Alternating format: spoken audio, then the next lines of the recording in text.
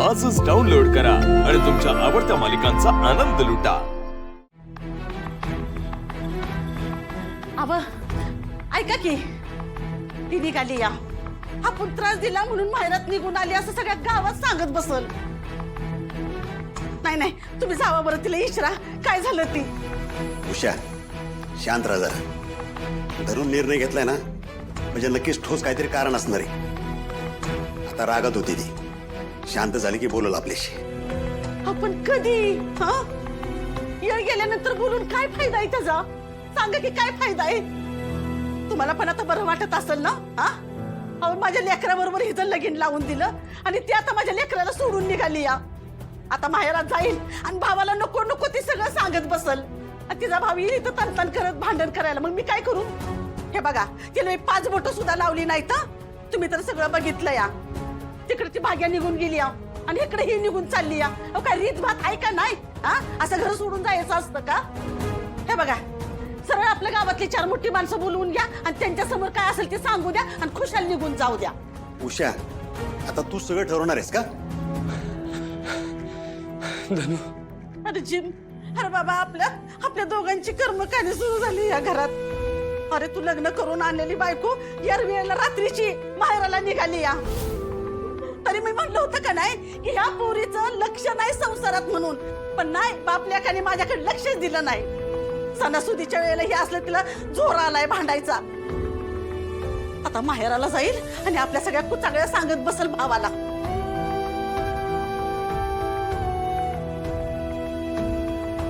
नानी तुम्ही काळजी करू नका हे घर सोडण्याचा निर्णय सर्वस्वी माझा आहे असं सांगेन मी दादाला। त्यात कोणाचीच काही चूक नाही। अगं धनु पण नक्की झालंय काय। धनु नको ना जाऊ तू। हे बघ मी नालायक होतो मी चुकलो मला तुझं प्रेम कळलं नाही पण तू माझा हात सोडून नको जाऊ मी एकटा पडेन। मला कळून चुकले तू माझ्या आयुष्यात किती महत्वाची आहेस ते। मी खरंच चुकलो मी तुला मान दिला नाही तुला चांगलं वागवलं नाही पण मला माझी चूक सुधारायची। इथून पुढे जे असेल ना ते दोन फक्त तुझं असेल यापुढे कधीच चुकीचा वागणार नाही पण तू जाऊ नकोस। हो नाना तुम्ही सांगा ना तुमचं ऐकते ती नाही जाणार मग पाहिजे तर मी तुम्हाला वचन देतो मी मिलिटरीमध्ये जाण्याचा पूर्ण प्रयत्न करेन पण तिला थांबवा ना तुम्ही। अरे गेली 10 वर्ष तुझ्या नावाने मी ओरडतोय पण आज असा अचानक डोक्यात कस काय प्रकाश पडला तुझ्या। नाना मी चुकलो मी नालायकाने वागलो मी धनुला फसवत होतो मी एका दुसऱ्याच मुलीच्या नादाला लागलो होतो मला माफ कर। अरे दत्तू काय बोलतो काय तू। नाना मला माफ कर मी चुकलो ना मी त्या पुरीच्या प्रेमात एवढा आंधळा झालो होतो ना मी धनुला खूप चुकीचं वागवलं।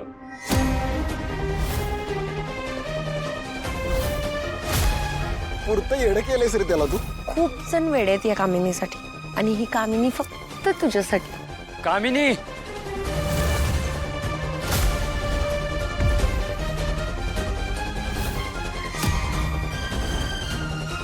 हे सगळं असं झाल्यानंतर मला कळलं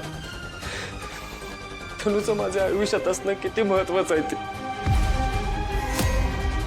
धनु परत असं नाही वागणार प्लीज मला माफ कर। अगं एक चूक देव पण माफ करतो ग प्लीज मला माफ कर। मला सांगा ना तुम्ही तिला मला माफ करायला तुम्ही सांगा मग ती थांबेल ना।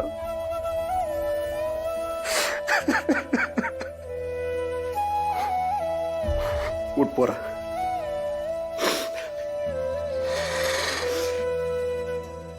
दत्तू पोरा अनुभवात शहाणपणा येतो बघ पण जोपर्यंत आपल्याला कळत नाही ना तोपर्यंत लय उशीर झालेला असतो। आता एखाद्याला माफ करायचं का नाही करायचं याचा निर्णय ना ज्याच्यावर अन्याय झालाय ज्याने भोगले ना त्याचा असतो. जो त्रास धनुल झालाय ना तो तिलाच माहिती.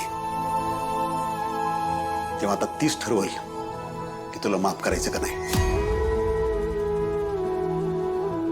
पण मला आज एका गोष्टीत समाधान आहे. तुला तुझ्या चुकीची जाणीव झाली.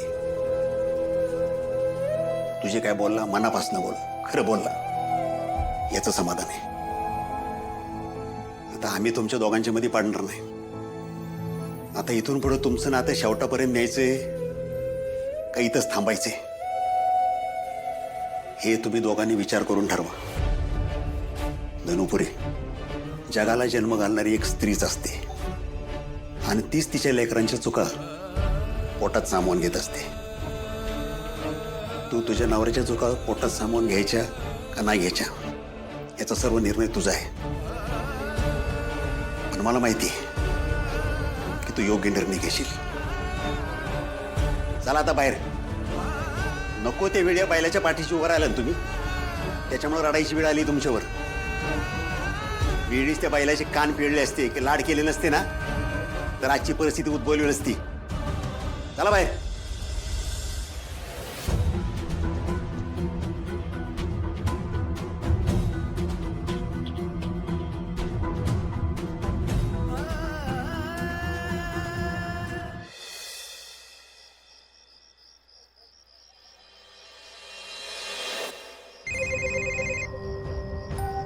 तर यावेळी कोणाचा फोन आहे?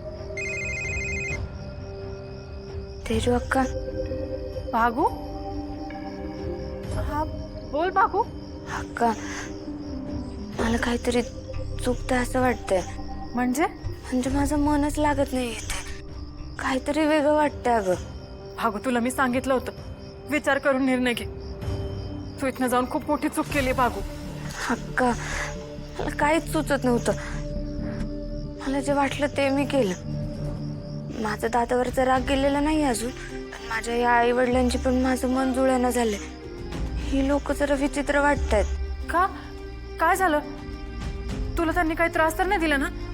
भागू, मी लगेच दादाला पाठवते. नाही नको तेजू अक्का, तू नको एवढी काळजी करू. मी सुखरूप आहे. आम्ही एका मोठ्या बंगल्यात माझं सामान ठेवून आलो. हे घर त्यांचं आहे पण इथे काय आपलेपणच जाणवत नाहीये. घरपणच नाही जाणवत आहे. काहीतरी चुकल्यासारखं वाटतंय. म्हणजे काय वाटतंय नेमकं? म्हणजे बघ ना, हे घर यांचं आहे असं म्हणताय ते लोक, पण अक्का ह्या घरात एवढे नोकर आहेत पण एका पण माणसाला यांनी नावानं हाक नाही मारली.